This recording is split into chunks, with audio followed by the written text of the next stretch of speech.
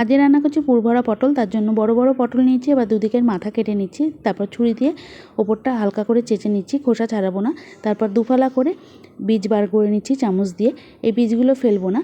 মিক্সির জারের মধ্যে বীজগুলো দিয়ে ছোটো চামচে 2 চামচ কালো সর্ষে, স্বাদ অনুযায়ী কাঁচা লঙ্কা, 2 চামচ নারকেল কোড়া আর সামান্য জল দিয়ে একটা পেস্ট তৈরি করে নিচ্ছি।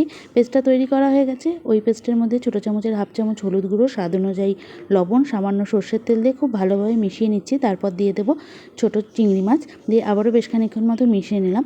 এবার একটা ব্যাটার তৈরি করে নেবো। তার জন্য 1 চামচ চালের গুঁড়ো, 1 চামচ আটা, সামান্য হলুদ, সামান্য লবণ দিয়ে খুব ভালোভাবে মিশিয়ে নিয়ে অল্প অল্প করে জল দিয়ে একটা গাঢ় ঘনত্বের ব্যাটার তৈরি করে নিচ্ছি। এবার যেই পটলগুলো ছাড়িয়ে রেখেছিলাম তার মধ্যে চিংড়ি মাছের মিশ্রণটা দিয়ে ওপরে দিয়ে দিচ্ছি একটা করে কাঁচা লঙ্কা। তারপর যেই ব্যাটারটা তৈরি করে রেখেছিলাম ওপরে চামচ দিয়ে এইভাবে ব্যাটারটা দিয়ে দিচ্ছি। ব্যাটারটা যেন পাতলা না হয়।